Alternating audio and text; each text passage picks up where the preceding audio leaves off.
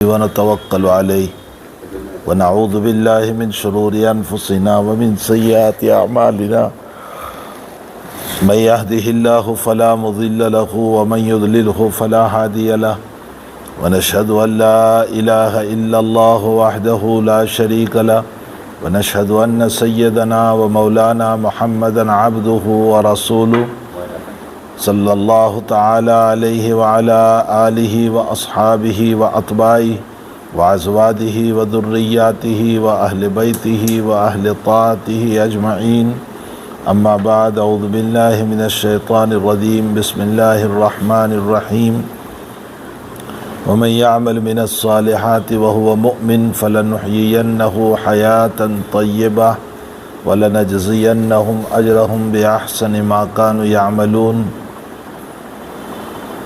صدق اللہ العظیم۔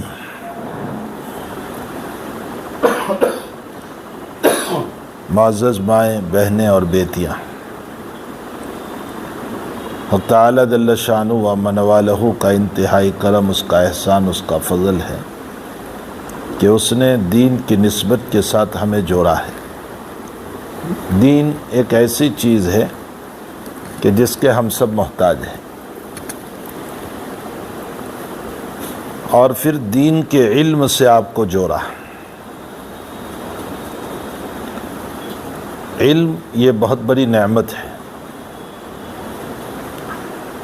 من یرید اللہ بہ خیرا یفقہہ فی الدین، اللہ جس کے ساتھ خیر کا ارادہ فرماتے ہیں اس کو دین کا فہم، دین کی سمجھ عطا فرماتے ہیں۔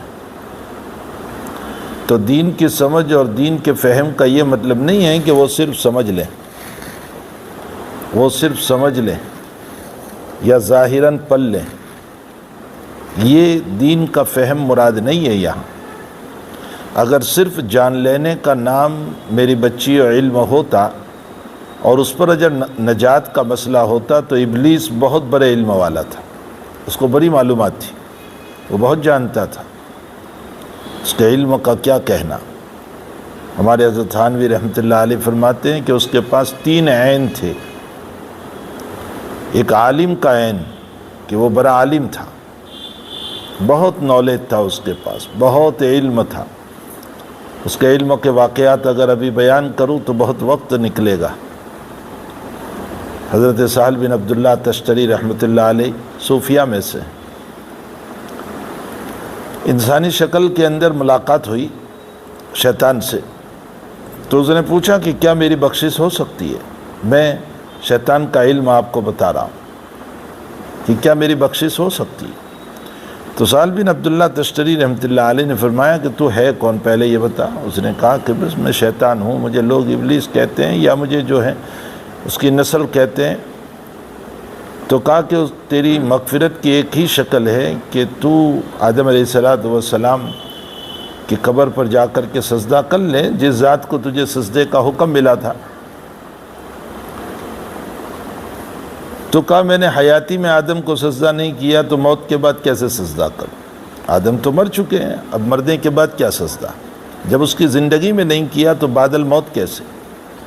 اچھا، اس پر اس نے بس نہیں کیا،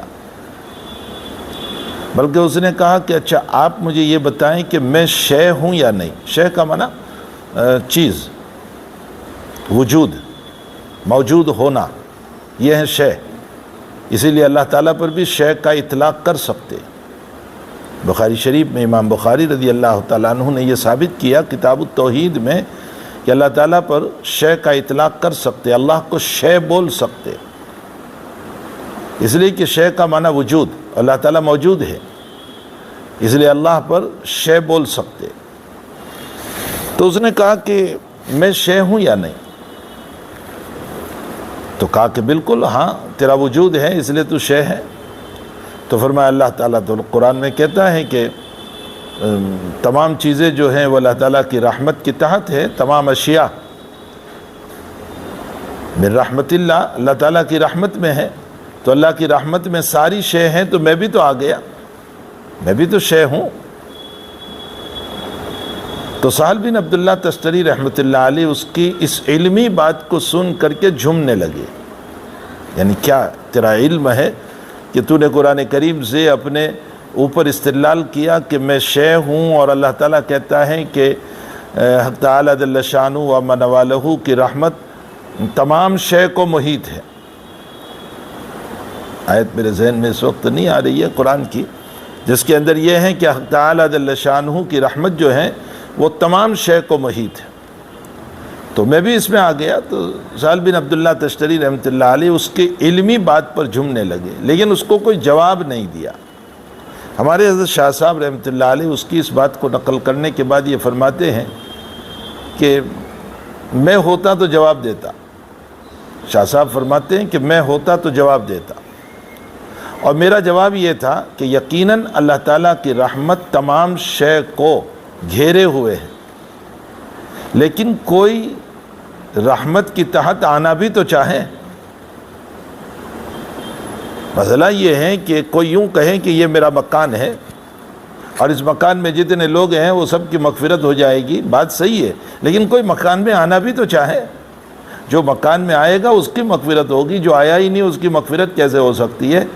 فرمایا اللہ کی رحمت کی تحت کوئی آنا بھی تو چاہے، جب تو آنا ہی نہیں چاہ رہا ہے اللہ کی رحمت کی تحت، تو پھر تیری مغفرت کیسے ہو سکتی ہے؟ یہ حضرت شاہ صاحب رحمۃ اللہ علیہ نے فرمایا کہ اگر میں ہوتا تو اس کو یہ جواب دیتا۔ تو اسے اس کا علم معلوم ہوتا ہے کہ اس کا علم کتنا زبردست تھا۔ ایسے بہت سارے واقعات ہیں جو اکابرین کی طرف سے شیطان کے باب میں نقل کیے گئے ہیں کہ اس کی ملاقات ہوئی اور اس نے اپنے علوم کو کیسے ظاہر کیا، تو بڑا علم تھا اس کے پاس۔ اگر صرف معلومات کی بنیاد پر اور علم کی بنیاد پر نجات کافی ہو جاتی تو پھر ابلیس کی نجات ہو جانی چاہیے تھی، اس کے پاس بہت علم ہے۔ تو ایک تو عالم کا علم بھی اس کے پاس ہے، یعنی وہ بڑا عالم ہے۔ نمبر دو، عارف کا علم بھی ہے، وہ اللہ کو بہت پہچانتا ہے، وہ اللہ تعالیٰ کی معرفت رکھتا ہے۔ ایسا نہیں ہے کہ اس کو معرفت نہیں ہے، اس کی معرفت کا حال تو یہ ہے کہ میں اور آپ ہم یہ مسئلہ سمجھتے ہیں کہ جب کوئی غصے میں ہو تو مانگنا نہیں چاہیے، یہ ہماری معرفت ہے کہ جب کوئی غصے میں ہو تو اسے مانگنا نہیں چاہیے ورنہ وہ منع کر دے گا۔ اور یہ اللہ نے جب اس کو اتارا اور یہ اتر رہا ہے اور عین اللہ کے غصے کے موقع پر اللہ سے مانگ رہا ہے اور یہ کہہ رہا ہے کہ الی یوم الوقت المعلوم، مجھے قیامت تک کی مہلت دے، میں تو اسے مدت مانگتا ہوں کہ مجھے قیامت تک زندہ رکھ۔ تو کیا اس کو یہ پتہ نہیں تھا کہ اللہ تعالیٰ اس وقت مجھ پر جلال میں ہے اور غصے میں ہے اور مجھے نہیں مانگنا چاہیے؟ نہیں، وہ جانتا تھا کہ اللہ تعالیٰ کا غصہ اپنی جگہ مسلم ہے، لیکن جب اس سے مانگا جاتا ہے اور وہ لائق ہوتے ہیں تو وہ جو ہے اس کے مناسب یا اللہ تعالیٰ کی مصلحت جو ہوتی ہے تو اللہ دے دیا کرتا ہے۔ وہ یہ مسئلہ جانتا تھا، اس کو معرفت کہا جاتا ہے۔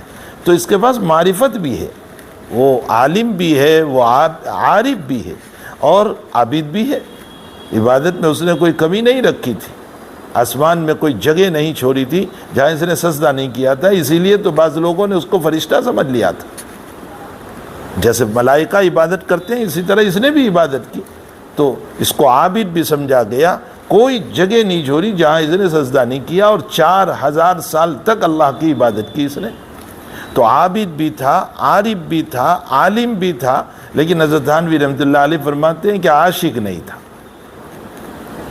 اور بغیر عشق کے علم بھی معتبر نہیں، اور بغیر عشق کے عبادت بھی معتبر نہیں، اور بغیر عشق کے معرفت بھی معتبر نہیں۔ علم میں بھی عشق کی ضرورت ہے، عبادت میں بھی ضرورت ہے، معرفت میں بھی ضرورت ہے۔ معلوم یہ ہوتا ہے کہ میری بچی ہو، صرف جان لینے کا نام علم نہیں ہے، معلومات کو رکھ لینا کہ میرے پاس اتنی معلومات ہیں، معلومات سے انسان نجات نہیں پا سکتا ہے، اور یہ اس کو علم نہیں کہا جاتا، اس کو صرف معلومات کہا جائے گا۔ باقی یہ علم وہ علم نہیں ہے جس علم کی تعریف احادیث مبارکہ میں آئی ہے۔ اگرچہ ہم نے پڑھا یہی جو کتابیں ہیں، یہی جو درس نظامی ہیں، یہی جو کتابیں ہیں وہی ہم نے پڑھی، لیکن اس کے باوجود اس کو معلومات کہا جائے گا، اس کو علم نہیں کہا جائے گا۔ اس لیے کہ امام مالک رحمۃ اللہ علیہ فرماتے ہیں کہ لیس العلم بکثرت الروایات، علم بہت ساری روایتوں کو محفوظ کر لینے کا نام نہیں کہ ایک انسان ہزاروں کا حافظ ہو گیا اور کہیں کہ میرے پاس بڑا علم آ گیا۔ لیس العلم بکثرت الروایات انما العلم نور، علم تو ایک نور ہے، ینفذہ اللہ تبارک و تعالی علی قلب من شاء، اللہ تعالیٰ جس کے دل پر چاہتا ہے ڈال دیتا ہے۔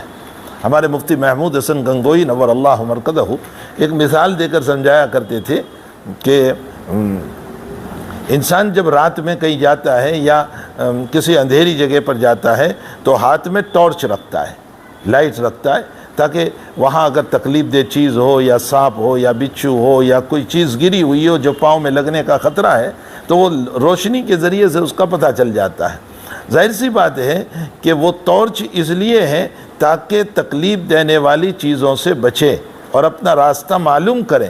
ٹھیک اسی طرح حضرت یہ فرمایا کرتے تھے حضرت مفتی محمود حسن صاحب رحمۃ اللہ علیہ کہ ہمیں علم کی ٹارچ بتی کی ضرورت اس لیے ہے کہ ہم ضلالت اور بدعت اور خرافات اور بغاوت خداوندی سے بچ جائیں اور صراط مستقیم ہمیں معلوم ہو جائے۔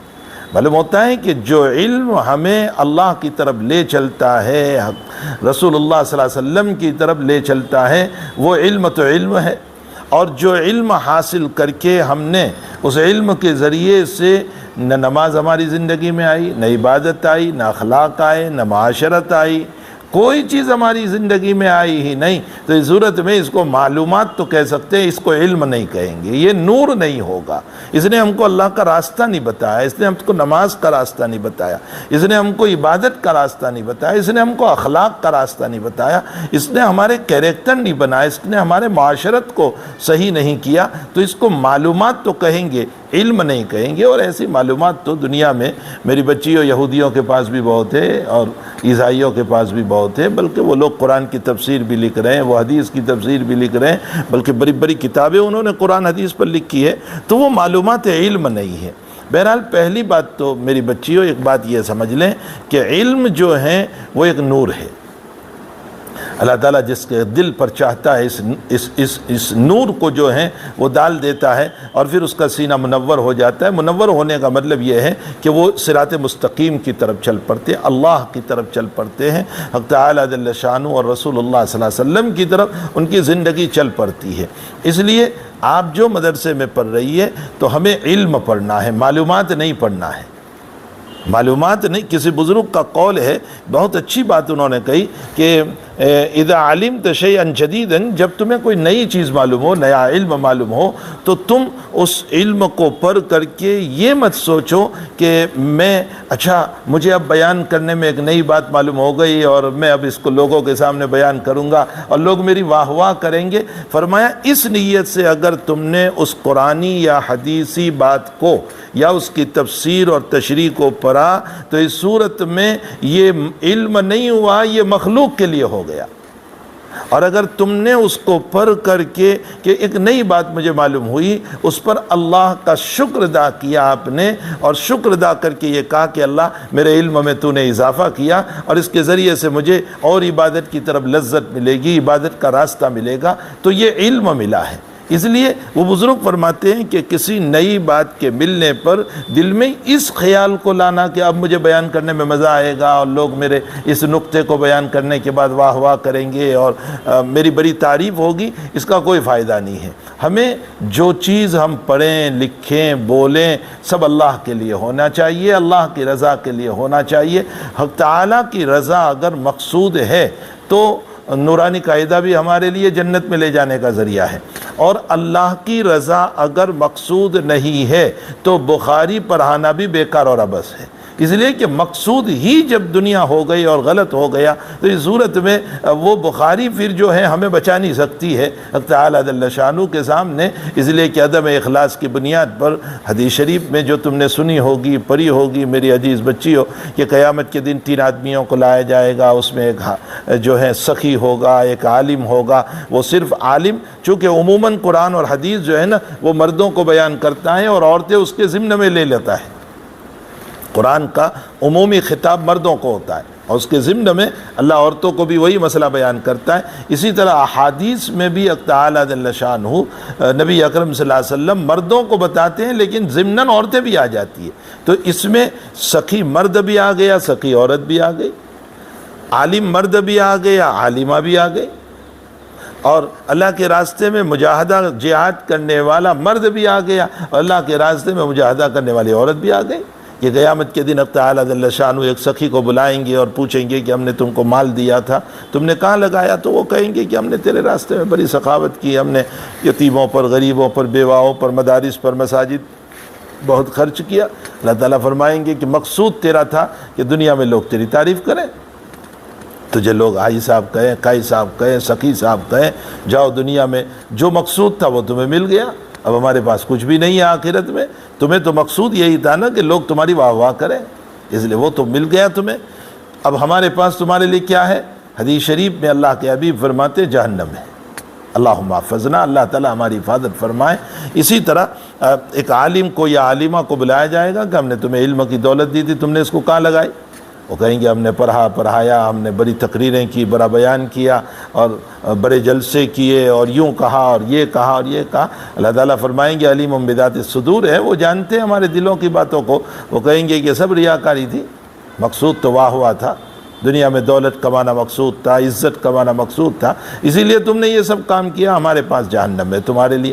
اور تیسرا آدمی جو مجاہدہ کرنے والا، جہاد کرنے والا، اللہ تعالیٰ کہے گا ہم نے تمہیں بڑی طاقت دی تھی، وہ کہے گا تیرے راستے میں ہم نے خرچ کیا۔ اللہ کی طرف سے کہا جائے گا کہ یہ سب تم نے اپنی شہرت کے لیے، اپنی دنیا طلبی کے لیے کیا ہے۔ تو جہاں مقصود ہی دنیا بن جاتی ہے، اسی لیے میری بچیوں آپ نے وہ حدیث شریف سنی ہوگی، بہت لمبی حدیث ہے، جناب نبی کریم صلی اللہ علیہ وسلم معراج منامی میں اپنی معراج بیان فرما رہے ہیں کہ دو فرشتے آئے اور مجھے لے کر کے چلے خواب کے اندر، لیکن نبی کا خواب وہی ہوتا ہے۔ تو فرمایا کہ مجھے لے کر کے چلے تو مجھے کچھ نظارے بتائے گئے، کچھ اس طرح کی باتیں بتائی گئی۔ مثلا ایک آدمی نہر میں کھڑا ہے، وہ کنارے پر آنا چاہتا ہے اور وہ نہر بھی خون کی نہر ہے، اور کنارے سے ایک آدمی پتھر مارتا ہے، پھر اس کو اندر ڈال دیتا ہے۔ پھر مجھے دکھایا گیا کہ ایک آدمی کو جو ہے کلوب کا معنی ہوتا ہے کینچی، سیزر، اس کے ذریعے سے اس کے ہونٹ سے لے کر گردن تک کاٹا جاتا ہے، پھر دوسری طرف کاٹتے ہیں، پھر اچھا ہو جاتا ہے، پھر کاٹتے ہیں۔ تیسرا ایک آدمی بتایا گیا کہ وہ سویا ہوا ہے اور اس کے سر پر پتھر مارا جا رہا ہے، پھر وہ پتھر دور گرتا ہے، اس کا سر پھٹ جاتا ہے، پھر اس کا سر درست ہو جاتا ہے، پھر پتھر مارا جاتا ہے۔ پھر مجھے بتایا گیا کہ ایک تنور ہے جس میں ننگے مرد اور ننگی عورتیں ہیں، اور جب نیچے آگ جوش مارتی ہے تو وہ اوپر آتے ہیں، پھر آگ دھیمی ہو جاتی ہے تو وہ اندر چلے جاتے۔ پھر ایک باغ بتایا گیا، پھر دوسرا اس سے خوبصورت باغ بتایا گیا۔ حضرت فرماتے ہیں کہ میں نے ان دونوں سے پوچھا کہ تم دونوں ہو کون اور مجھے یہ حقیقت بتاؤ، بھئی کیا حقیقت ہے یہ سب جو تم نے بتایا؟ تو انہوں نے کہا کہ میں جبریل ہوں، یہ میکائیل ہے، ہم دونوں فرشتے ہیں، اور یہ کچھ نظارے آپ کو بتانے کے لیے اللہ نے ہم کو بھیجا، اور نبی کا خواب وہی ہے۔ یہ تو مسلم ہے کہ نبی کا خواب وہی ہے۔ فرمایا پہلا جو انسان جو خون کے نہر میں تھا اور اس کو کنارے پر نہیں آنے دیا جا رہا تھا اور پتھر مارا جا رہا تھا، یہ امت کا سود کھانے والا آدمی، یہ جہنم میں اس کی یہ سزا ہے جس کا نظارہ تمہیں بتایا گیا۔ اور وہ جو آدمی جس کو یہاں کلوب سے اور کینچی سے کاٹا جا رہا ہے، یہ آپ کی امت کا وہ انسان ہے کہ جس کو اللہ تعالیٰ نے عزت دی اور اس نے عزت کا لباس پہن کر کے یا عبادت کا لباس پہن کر کے جھوٹ بولا، اور لوگ یہ سمجھنے لگے کہ حاجی صاحب جھوٹ نہیں بولتے، مولانا جھوٹ نہیں بولتے، عالمہ صاحبہ جھوٹ نہیں بولتی، اور بڑی پڑھی لکھی عورت ہے جھوٹ نہیں بولتی، اور وہ اس کی آڑ میں جھوٹ بولتا تھا۔ یہ اس کا عذاب ہے۔ اور تیسرا، یہ جو مجھے اس وقت کہنا ہے، وہ تیسرا آدمی ہے کہ جس کے سر پر پتھر مارا جا رہا تھا۔ فرمایا یہ وہ انسان ہے جس کو اللہ تعالیٰ نے قرآن دیا، قرآن علم دیا، حفظ دیا، علم قرآن دیا۔ اس نے کیا کیا؟ فرمایا کہ راتوں میں سوتا رہا، نمازیں نہیں پڑھی، اور دن میں عمل نہیں کیا۔ تو نہ دن میں عمل ہے نہ رات میں تلاوت ہے۔ فرمایا اللہ تعالیٰ جہنم میں یہ عذاب دینے والا ہے۔ یہ اس کا نظارہ ہے، یہ اس کا نمونہ ہے، یہ ایک سیمپل ہے جو تمہیں بتایا گیا ہے۔ اس کے بعد فرمایا کہ وہ ننگے مرد اور ننگی عورتیں جو ہیں، وہ سب کے سب جو ہیں وہ آپ کی امت کے زناکار مرد اور زناکار عورتیں ہیں، اس کا یہ عذاب ہونے والا ہے۔ اور وہ جو تم نے پہلی جنت دیکھی، پہلا باغ جو دیکھا، وہ پہلا باغ جو ہے وہ عام ہے، جنت جو عام جنت ہے، اور اس کے باغ جو تم دوسرا باغ جو بڑا خوبصورت دیکھا وہ جنت الفردوس ہے۔ یہ خواب میں بتایا گیا۔ تو خیر میں میری بچیوں یہ کہنا چاہتا ہوں کہ یہ آپ خوش نصیب ہیں کہ جس دین سے، جس علم دین سے آپ وابستہ ہوئی ہو، یہ بڑا شریف علم ہے، بہت شریف علم ہے، اس لیے کہ اس علم کا تعلق اللہ سے ہے، اس علم کا تعلق رسول اللہ صلی اللہ علیہ وسلم سے ہے۔ یہ علم یا تو قرآن کا ہے یا حدیث کا ہے۔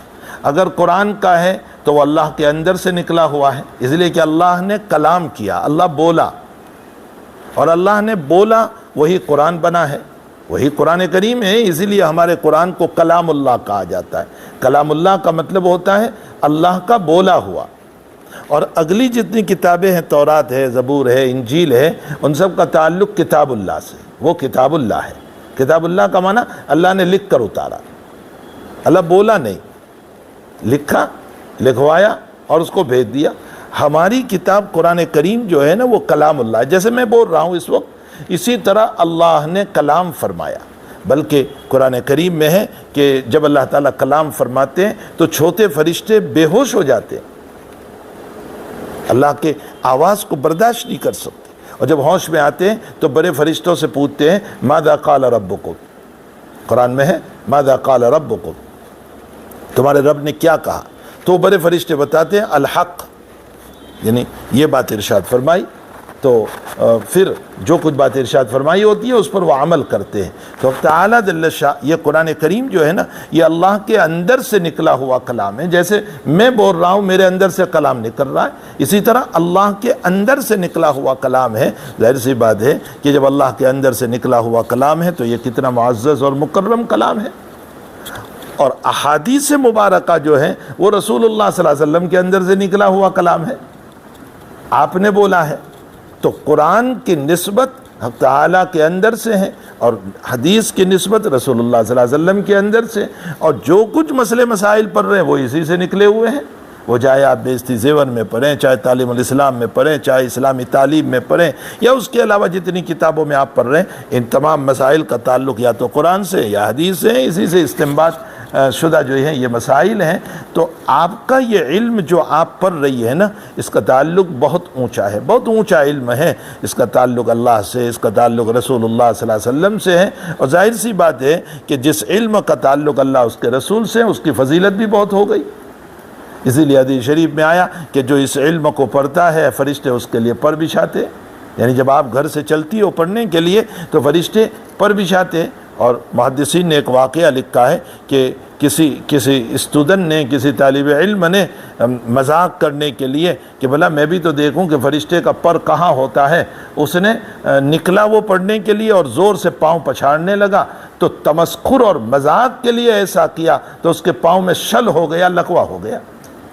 تو حقیقت یہ ہے کہ یہ جو فضیلتیں جو بیان کی گئی ہے وہ اس نسبت کی بنیاد پر کہ اس کا تعلق اللہ سے ہے، رسول اللہ صلی اللہ علیہ وسلم سے ہے، اس لیے فرشتے آپ کے لیے پر بچھاتے ہیں۔ حتیٰ کہ حدیث شریف میں ہے کہ سمندر کی مچھلی آپ کے لیے دعائیں کرتی ہے اور پرندے آپ کے لیے دعائیں کرتے ہیں۔ یہ ساری فضیلتیں جو ہیں قرآن حق تعالیٰ فرماتے ہیں هل يستوي الذين يعلمون والذين لا يعلمون، جاننے والے نہ جاننے والے برابر نہیں ہو سکتے ہیں۔ حتیٰ کہ حدیث پڑھنے والوں کے باب میں خاص طور پر ایک فضیلت آئی ہے کہ نظر اللہ امران سمع مقالتی فحفظها ووعاها واداها كما سمعها، فرمایا حضور پاک صلی اللہ علیہ وسلم نے کہ جس نے میرے کلام کو پڑھا، محفوظ کیا، یاد رکھا، اس کی حفاظت کی اور دوسروں تک پہنچا دیا، فرمایا اللہ اس کے چہرے کو تر و تازہ رکھے گی، اللہ اس کے چہرے کو حساس بساس رکھے گی، اللہ اس کے چہرے کو منور رکھیں گی۔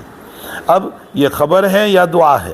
یعنی نبی علیہ السلام دعا دے رہے ہیں یا خبر دے رہے ہیں؟ بعض محدثین فرماتے ہیں کہ خبر دے رہے ہیں۔ اگر خبر دے رہے ہیں تو نبی کی خبر 100% سچی، اس پر کوئی کلام نہیں ہے۔ اور اگر نبی دعا دے رہے ہیں تو ظاہر سی بات ہے کہ نبی مستجاب ہے، آپ کی دعائیں قبول ہیں۔ حسن بن عبداللہ الجیمی ایک بڑے محدث گزرے، ان کی ایک ہی آنکھ تھی، دو آنکھیں نہیں تھی، لیکن وہ جب حدیث پر آتے تھے تو ایسا معلوم ہوتا تھا کہ ان کی دونوں آنکھیں کام کر رہی، ان کا چہرہ بڑا منور ہو جاتا تھا۔ تو اس پر جو ہے شاگردوں نے آپ سے کہا کہ حضرت یہ جو ماشاءاللہ آپ جب حدیث پر آتے ہیں تو آپ کا چہرہ بڑا نورانی ہو جاتا ہے، بڑا منور ہو جاتا ہے، کیا بات ہے؟ تو حضرت نے مسکراتے ہوئے صرف یہ حدیث پر دی جواب میں، نظر اللہ امران سمع مقالتی، جو اللہ کے نبی کا کلام اخلاص کے ساتھ پڑھاتا ہے، حق تعالیٰ اس کے چہرے کو منور کرتا ہے، اللہ اس کے چہرے کو نورانی بناتے، تو حق تعالیٰ جل شانہ جو ہے اس علم کی برکت سے چہرہ منور کرتے ہیں، نورانی بناتے ہیں۔ اور پھر اس علم کے ذریعے سے ہمیں 3 کام کرنے چاہیے، وہ تینوں باتیں میری نوٹ کر لیں۔ 3 کام کرنے چاہیے۔ پہلا کام ہم کو یہ کرنا چاہیے کہ رجوع اللہ، اللہ سے ہر وقت مانگنا، ہر وقت مانگنا۔ ہم سب کے سب محتاج ہیں، ہر گھڑی محتاج ہے، ہر ساعت محتاج ہے۔ مجھے نہیں معلوم مغرب کے بعد میرا کیا ہونے والا ہے، مجھے نہیں معلوم عشاء کے بعد میرا کیا ہونے والا ہے، ہمیں نہیں پتا کہ ہم تھوڑی دیر میں کس بیماری میں مبتلا ہو جائیں گے، ہمیں نہیں پتا کہ ہماری حقیقت کیا ہوگی۔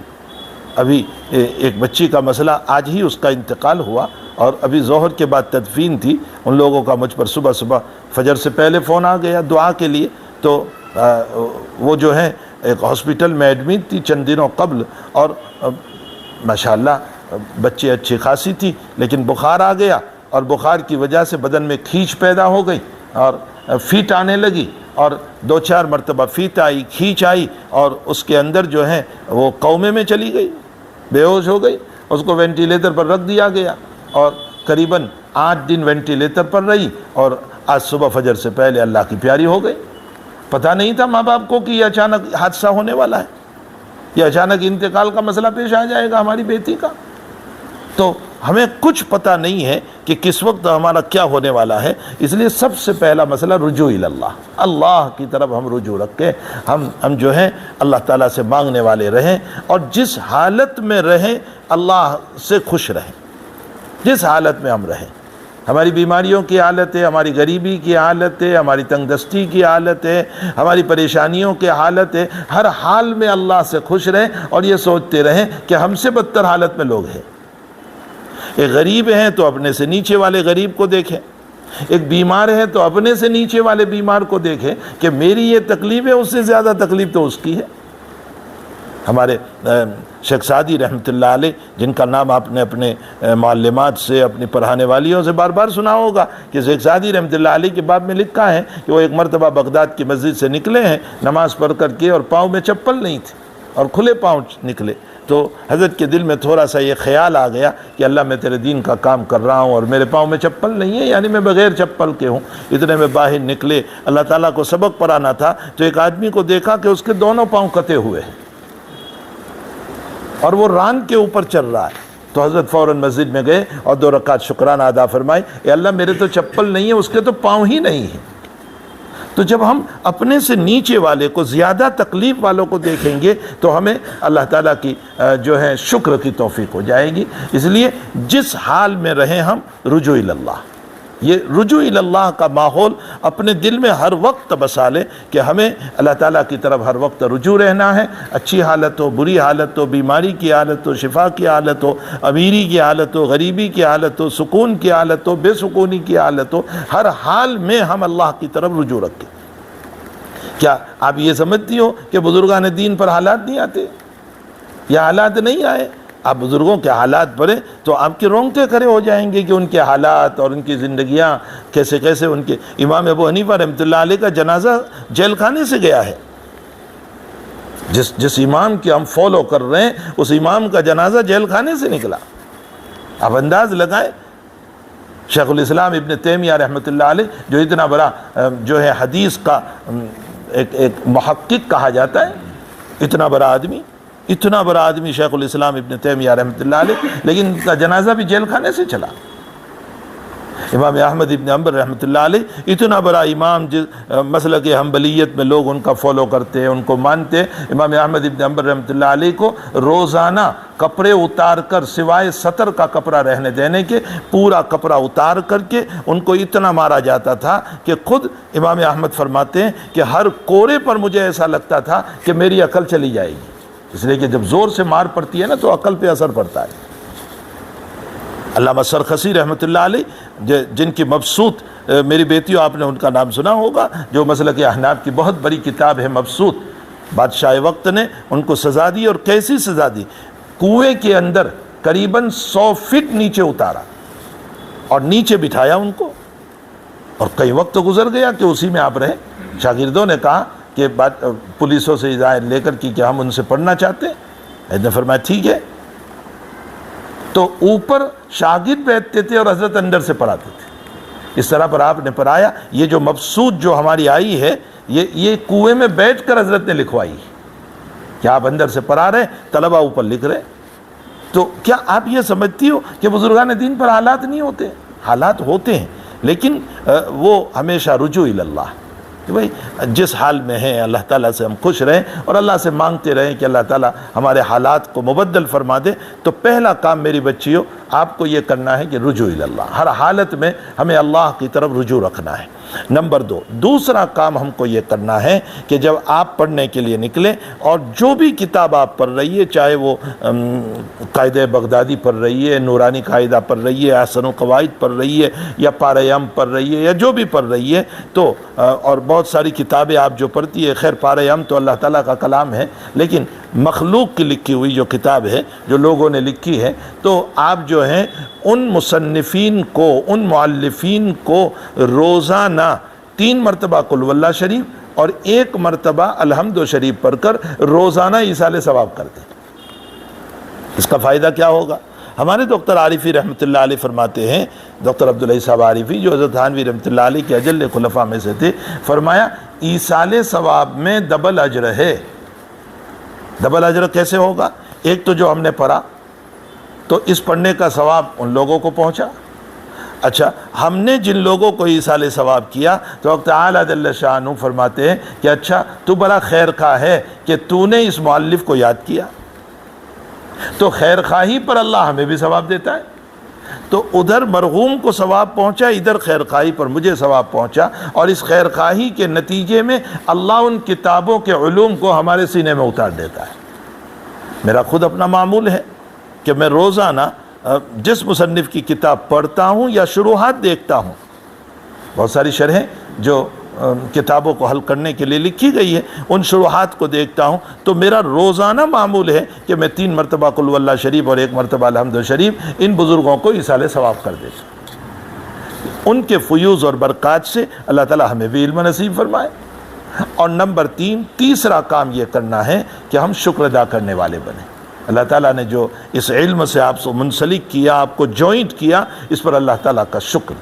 اگر لئن شکرتم لازیدنکم، شکر ادا کرو گے اللہ علم میں بہت زیادتی کرے گا، بہت علم عطا فرمائے گا۔ اور چوتھا کام جو ہے وہ ہم کو یہ کرنا ہے کہ اس علم پر عمل۔ اگر علم پر عمل ہے تو علم کامیاب ہے، اور اگر علم پر عمل نہیں ہے تو پھر ہم ناکام ہیں۔ اس لیے کہ آپ کے اوپر بہت بڑی بنیادیں ہیں، ایک عورت پر بہت بڑی بنیادیں ہیں۔ یہ جتنے جو ہیں ہمارے بڑے بڑے محدثین اور اسکالر، یعنی میں علم دین کے اسکالر بول رہا ہوں، دنیا کے اسکالر نہیں، یہ جو بڑے بڑے اسکالر جو بن چکے ہیں حدیث کے باب میں، تفسیر کے باب میں، فقہ کے باب میں، ان سب کے حالات تو لوگ بیان کرتے ہیں، لیکن ان کے پیچھے جن کی محنتیں ہیں ان کے حالات کھل کر نہیں آتے، وہ ان کی مائیں ہیں۔ آپ پڑھ لیں، سب کے حالات پڑھ لیں۔ عبد القادر جیلانی رحمۃ اللہ علیہ کو کس نے بنایا، نظام الدین اولیاء کو کس نے بنایا، معین الدین چشتی کو کس نے بنایا، امام بخاری کے پیچھے کس کی دعائیں ہیں؟ امام بخاری تو نابینا پیدا ہوئے تھے، بلائنڈ تھے، ماں نے بچپن میں 2 سال تک رو رو کر دعائیں کی، جس کے نتیجے میں اللہ تعالیٰ نے امام بخاری رضی اللہ تعالیٰ عنہ کو بینائی عطا فرمائی۔ ہمارے شیخ معاذ زکریا صاحب رحمۃ اللہ علیہ فرماتے ہیں کہ ماں کی دعا سے بصارت ملی، یعنی ظاہری بینائی ملی، اور اللہ نے اپنے فضل سے بصیرت عطا فرمائی، یعنی دل کو کھول دیا آپ کے لیے۔ تو امام بخاری کے پیچھے ماں کی دعائیں ہیں۔ عبد القادر جیلانی کا مجاز دینی ماں نے بنایا۔ معین الدین چشتی کے پیچھے ان کی والدہ ہے۔ سلطان الاولیاء نظام الدین اولیاء رحمۃ اللہ علیہ کے بنانے میں ان کی والدہ کا رول ہے۔ یہ جو بڑے بڑے مشائخ ہو گئے ہیں، حضرت امام غزالی رحمۃ اللہ علیہ کے باب میں لکھا ہے کہ ان کی والدہ کا بڑا رول ہے۔ ان کی ماں کا مقام میں تم کو بتاؤں، امام غزالی کی والدہ کا مقام، کہ امام غزالی جو ہیں اپنے محلے کے امام تھے، لیکن ان کے بھائی تھے احمد، وہ ان کے پیچھے نماز نہیں پڑھتے تھے، اپنے بھائی کے پیچھے نماز نہیں پڑھتے تھے امام، بلکہ وہ دوسری مسجد میں نماز پڑھتے تھے۔ تو ایک مرتبہ امام غزالی نے ماں سے کہا کہ امی میرے بھائی جو ہے، میرے چھوٹے بھائی احمد، وہ میرے پیچھے نماز نہیں پڑھتی، تو آپ کہیے لوگ یہ سمجھتے ہیں کہ اس کو کوئی رنجش ہوگی اپنے بھائی سے، اسی لیے بھائی کے پیچھے نماز نہیں پڑھ رہا ہے۔ تو ماں نے کہا کہ بیٹے اپنے بھائی کے پیچھے نماز پڑھ لیا کر۔ ان کے بھائی جو ہے احمد، وہ ایک نماز پڑھنے کے لیے گئے اور نماز توڑ کر چلے گئے، بیچ سے پڑھنے تو گئے لیکن نماز توڑ کر چلے گئے۔ یہ تو اور بھی بڑا مسئلہ ہو گیا کہ آج تک تو آئے ہی نہیں تھے، آج تو آئے اور نماز توڑ کر چلے گئے۔ تو امام غزالی نے آ کر کے والدہ کو شکایت کی، فرمایا کہ امی بھائی نے تو ایسا کیا۔ تو پوچھا احمد سے کہ بیٹے تم نے کیوں ایسا کیا؟ فرمایا کہ بڑا بھائی نماز پڑھا رہا تھا اور قرآن کی آیات جب تلاوت کر رہا تھا تو اس میں آیت آ گئی، پڑھتے پڑھتے یسألونک عن المحیض قل هو اذی فاعتزلوا النساء فی المحیض، تو کہا یہ حیض کے مسائل سوچنے لگا۔ تو نماز میں یہ مسائل کے سوچنے کی طرف چلا گیا۔ میں نے کہا کہ یہ مسائل سوچ رہا ہے تو اس کے اللہ کی طرف توجہ کہاں رہی؟ میں نے نماز توڑ دی۔ اب اس سے آپ بتائیے کہ ان کے چھوٹے بھائی احمد کا جو ہے کشف والا دل کیسا ہوگا؟ ماں کا مقام اس سے بڑا تھا، ان بھائی سے بڑا تھا۔ تو ماں نے فوراً اپنے چھوٹے بھائی کو یوں کہا کہ بیٹے اللہ تعالیٰ نے تم کو کسی کا دل دیکھنے کا حکم تو نہیں دیا، یہ ماں کا مقام ہے، تم نے اس کے دل کو دیکھا، تمہیں تو خود تمہاری نماز کی طرف متوجہ رہنا چاہیے تھا، تو بھلا اگر اس کی توجہ مسائل کی طرف گئی تو تیری بھی اللہ کی طرف کہاں رہی؟ تیری توجہ بھی تو اس کے دل کی طرف گئی، تو تیری بھی نماز کا کیا مسئلہ ہوا؟ اب دیکھیے کہ امام غزالی کے بنانے میں ان کی والدہ ہے۔ تو میری بچیوں، میری بیٹیوں، آپ جو ان علوم کو پڑھ رہے ہیں، یقیناً آپ کے اوپر ایک معاشرہ ہے، ایک سوسائٹی ہے، آپ کا ایک گھرانہ ہے، ایک فیملی ہے، آپ کی اولادیں ہیں، ان کی تربیت کے مسائل ہیں، اور آپ کے لیے گھر میں رہتے ہوئے یہ کام کرنا بہت آسان ہے۔ آپ کم سے کم اپنی اولاد کو، اپنے گھر کے ماحول کو، اپنے معاشرے کو، اپنے اڑوس پڑوس کے ماحول کو یقیناً آپ بنا سکتے ہیں، اور بنانا چاہیے۔ یہ نہیں کہ ہم نے صرف پڑھ لیا اور ہمیں پڑھانا ملے تو ہی ٹھیک ہے، اور اگر پڑھانا نہ ملے تو کچھ نہیں، بلکہ ہمیں جو ہے کم سے کم اپنے بچوں کی تربیت کرنا چاہیے۔ مولانا تقی صاحب عثمانی نے کسی جگہ پر ایک بات لکھی ہے، مولانا کہتے ہیں کہ جب ہم دیوبند میں تھے، چونکہ مولانا کی جائے پیدائش تو یہیں دیوبند میں ہے، مولانا کہتے ہیں کہ ہم چھوٹے تھے تو ایک عورت جو ہے وہ قاعدہ بغدادی پڑھایا کرتی تھی، اپنے گھر میں پڑھاتی تھی، اور فرمایا وہ مخلص اتنی تھی، اتنی مخلصہ تھی کہ لوگ اپنے بچوں کو اس کے پاس بھیجا کرتے تھے۔ فرمایا کہ 4 پشتوں تک کے لوگوں کو اس نے پڑھایا، یعنی بیٹا کو بھی پڑھایا، باپ کو بھی پڑھایا، دادا کو بھی پڑھایا، پردادا کو بھی پڑھایا، اس کی عمر لمبی ہوئی، وہ بہت سارے لوگوں کو پڑھایا۔ فرمایا اس کے بعد تو جو ہے ہجرت کر لی ہم نے اور ہم پاکستان چلے گئے، ہماری ہجرت ہو گئی۔ فرمایا ایک مرتبہ وہ عورت جو ہے وہ کراچی تشریف لائے، کہیں کوئی رشتہ دار سے ملنے گئے ہوں گے وہاں، تو مولانا کہتے ہیں کہ مجھے جب پتہ چلا تو میں نے کہا کہ بہرحال میری قاعدہ بغدادی کی میری استانی ہے تو میں ملنے کے لیے گیا۔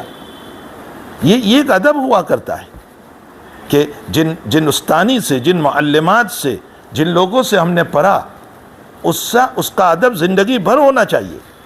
یہ نہیں کہ جب تک پڑھا وہاں تک ادب ہے اور جب پڑھنا چھوڑ دیا، نہیں، یہ رشتہ ایسا نہیں ہے، یہ رشتہ تو موت تک کا ہے۔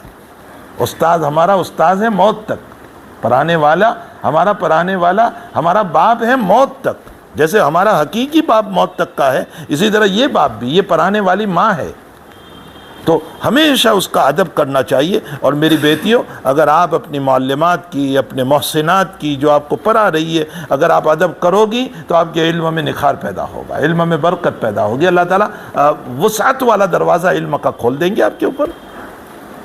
تو بہرحال مولانا کہتے ہیں کہ میں ملنے گیا، تو میں نے جب اپنا تعارف کرایا اور پہچان کرائی اور میں نے کہا کہ میں فلاں ہوں اور مفتی شفیع صاحب رحمۃ اللہ علیہ کا بیٹا ہوں اور دیوبند میں فلاں جگہ۔ فرمایا بیٹے بتانے کی ضرورت نہیں، تو وہی تقی ہے نا، وہ بچپن والا لفظ استعمال کیا، یہ نہیں کہ مولانا تقی، فرمایا تو وہی تقی ہے نا۔ میں نے سنا ہے کہ تقی کو تو اب عرب لوگ بھی بڑی عزت کرتے ہیں، اس عورت نے کہا کہ میں نے سنا ہے کہ تقی کی تو اب عرب میں بھی لوگ بہت عزت کرتے ہیں، اس کو بہت بڑا مقام مل گیا۔ تو مولانا اس پر یہ لکھتے ہیں کہ جس استانی سے میں نے پڑھا، اس نے میرے یہاں آ جانے کے بعد میں کیا کر رہا ہوں اس کی بھی اس کو تحقیق ہے۔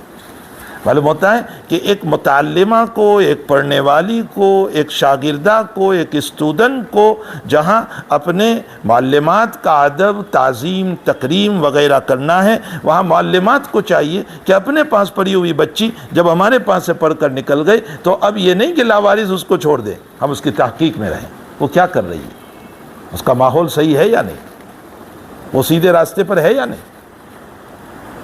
اس سے کیا رہے گا، ایک مدرسے سے، ایک معلمات سے ربط رہے گا، تعلق رہے گا، تو وہ بچی جو ہے کہیں شیطان دوسرے راستے پر لے جانا چاہے تو بھی حفاظت ہو جائے گی، اس لیے کہ جب وہ معلمات کے ٹچ میں رہے گی تو وہ معلمات اس کی رہنمائی کرتی رہے گی، وہ معلمہ، وہ آپا جسے پڑھ رہی ہے وہ اس کی رہنمائی کرتی رہے گی، اور اگر یہ مسئلہ ختم ہو گیا تو پھر بڑا مسئلہ ہو جائے گا۔ ابھی ایک ویڈیو کسی نے ڈالی تھی جس کے اندر ایک بچی جو ہے وہ غیر مسلمہ بن گئی، ردت اختیار کر لی، اس نے دوسرا نکاح کر لیا، مرتدہ ہو گئی، اور اس کا انٹرویو جب لیا گیا ہے تو وہ عجیب و غریب سوال ہیں۔ اور میری بچیوں، آپ اس واقعے کو غور سے سنیں، یہیں کا یہ واقعہ، یہیں کا، کہ وہ انٹرویو میں کہہ رہی ہے، وہ پوچھنے والے پوچھ رہی ہے کہ اچھا تو کچھ پڑھی لکھی بھی ہے؟ کہا میں نے جو ہے ایک معلمات کے مدرسے میں، یعنی بچیوں کے مدرسے میں نے پڑھا۔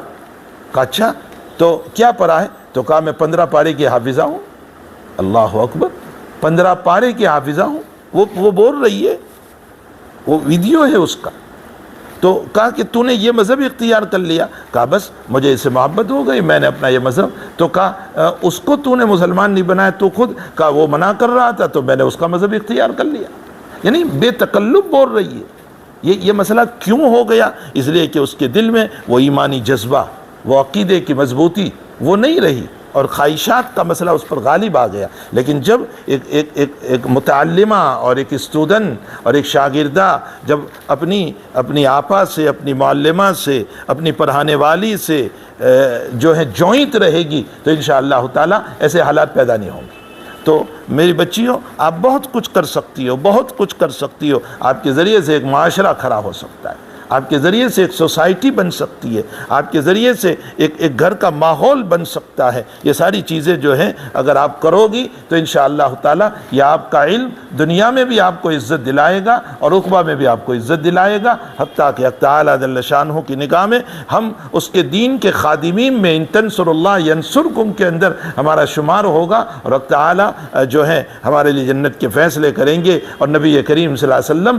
اس کے دین کے تحفظ والوں کے اندر ہمارا نام لکھ دیں گے کہ یہ میرے دین کی حفاظت کرنے والی تھی۔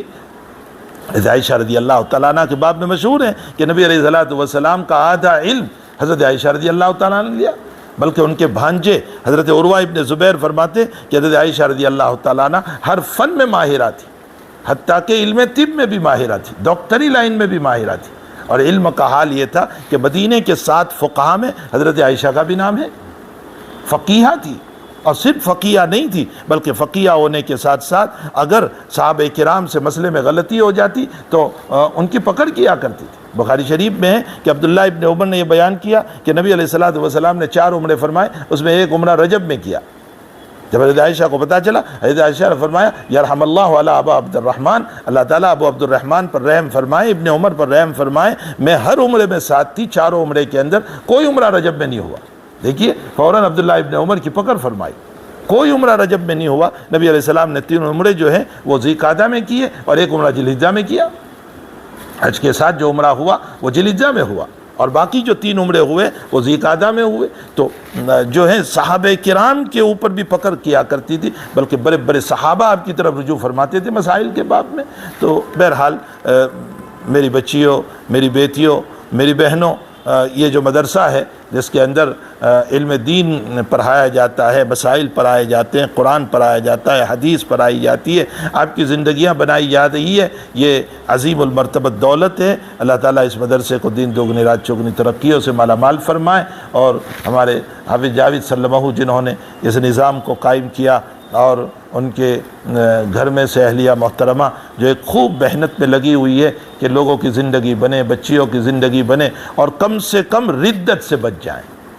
کچھ نہ ہو، چلو بخاری نبی پڑھیں، مسلم نبی پڑھیں، ترمذی نبی پڑھیں، کم سے کم اتنا نالج آ جائیں، اتنا علم آ جائیں کہ کل کو اگر خواہشات کے بل بوتے پر، ہوس کے بل بوتے پر، دولت کے بل بوتے پر ہماری بچی کا کوئی ایمان لینا چاہے تو ہماری بچی اپنے ایمان کا سودا نہ کرے۔ اتنا علم بھی اگر مدرسے میں آ جاتا ہے تو سمجھ لو کہ مدرسہ ہمارا 100% کامیاب ہے۔ اب باقی مسئلہ یہ ہے کہ ہدایت کا مسئلہ اللہ تعالیٰ کے ہاتھ میں ہے، پھر یہ تو اللہ تعالیٰ جس کو چاہتے ہیں ہدایت دیتے ہیں، نہیں چاہتے تو نہیں دیتے، اس میں نبی کا بھی کچھ نہیں چل سکتا ہے، اس لیے کہ نبی کا اگر چلتا تو آپ اپنے چچا ابو طالب کو ہدایت دے دیتے، ایمان دے دیتے، لیکن ہمارا کام کوشش کرنا ہے۔ تو یہ کوششوں کے لیے کہ بچیوں کا ایمان باقی رہے، مسائل باقی رہیں، نمازیں صحیح ہو جائیں، دین صحیح ہو جائیں، معاشرہ صحیح ہو جائیں، اچھی زندگی آ جائیں، اس کے لیے اس ادارے کو قائم کیا گیا، جس میں ہمارے حافظ جاوید سلمہ باوجود کہ بیمار ہیں اور علیل ہیں، اس کے باوجود فکریں لے کر کے چل رہے ہیں، اور ان کے گھر میں سے جو ہیں ان کے اہلیہ محترمہ اس کے اندر بڑی محنتیں، کوششیں کر کر کے جو ہیں بچیوں کے زندگیوں کو بنا رہے ہیں، اور ان کے ساتھ جتنی معلمات ہوگی، پڑھانے والے ہوں گے، معاونین ہوں گے، تعاون کرنے والے جو لوگ بھی ہوں گے، مجھے نہیں پتہ ہے سارے عملے کا، لیکن بہرحال سبھی مبارکبادی کے قابل ہیں۔ حق تعالیٰ جل شانہ عما نوالہ ہماری بچیوں کو خوب علوم نافعہ سے مالا مال فرمائیں۔ صرف معلومات کی حد تک بس نہ رکھو، یہ صرف معلومات کے لیے نہیں ہے، یہ علم عمل کے لیے ہے، یہ زندگی بنانے کے لیے ہے، یہ اللہ کی رضا کے لیے ہے، یہ اللہ تعالیٰ کو خوش کرنے کے لیے ہے، یہ نبی علیہ السلام کی اتباع کے لیے ہے، یہ علم اس لیے ہمیں دیا گیا ہے۔ اللہ مجھے اور آپ کو علوم نافعہ سے مالا مال فرمائے، اور علوم ضارہ سے اللہ ہم سب کی حفاظت فرمائے۔ سبحانک اللہم و بحمدک و تبارک اسمک و تعالی جدک و لا الہ غیرک۔ اللہم صلی علی سیدنا حبیبنا و شفیعنا و سندنا مولانا محمد و بارک وسلم۔ اے اللہ اس ادارے کو بہت ترقی عطا فرما، اے اللہ اس ادارے کو بہت ترقی عطا فرما، دین دوگنی رات چوگنی ترقیوں سے مالا مال فرما، یہاں کی معلمات کو بھی قبول فرما، متعلمات کو بھی قبول فرما۔ اے اللہ ہم سب کو اخلاص سے کام کرنے کی توفیق عطا فرما، للہیت عطا فرما۔ اے اللہ ان تمام بچیوں کو علوم نافعہ سے مالا مال فرما، اعمال صالحہ سے مالا مال فرما، علوم ضارہ سے ہم سب کی حفاظت فرما۔ اے اللہ ہمارے حافظ جاوید کو شفائے دائمہ مستمرہ عطا فرما، صحت و عافیت عطا فرما، اور جتنے لوگ بیمار ہیں سب کو شفائے دائمہ مستمرہ عطا فرما، عافیت صحت عطا فرما۔ اے الہ العالمین ان بچیوں کو اپنے والدین کے لیے صدقہ جاریہ بنا، اللہ ان کو تادم حیات دین پر قائم دائم فرما، ایمان پر قائم دائم فرما، اتباع رسول صلی اللہ علیہ وسلم پر قائم دائم فرما۔ اے الہ العالمین بگڑنے سے، پھسلنے سے، ضلالت سے، گمراہیوں سے، غلط راستوں سے، غلط صحبتوں سے، غلط طریق سے، اے اللہ شہوتوں کے ساتھ سودا کرنے سے، خواہشات کے ساتھ سودا کرنے سے، اے اللہ دولت کے ساتھ سودا کرنے سے ہماری اور ان بچیوں کی اور ہماری نسلوں کی اللہ سب کی پوری حفاظت فرما، اللہ سب کی حفاظت فرما۔ اللہ ایمان کی محبت نصیب فرما، حضور پاک صلی اللہ علیہ وسلم کی سچی پکی محبت نصیب فرما، آپ کی عقیدت نصیب فرما، اتباع نبوی پر چلنے کی ہم سب کو توفیق عطا فرما۔ الہ العالمین تمام مرحومین کی مغفرت فرما، اللہ ہماری دعاؤں کو اپنے فضل و کرم سے قبول فرما۔ وصلی اللہ علی نبینا محمد و آلہ و صحبہ اجمعین برحمتک یا ارحم الراحمین۔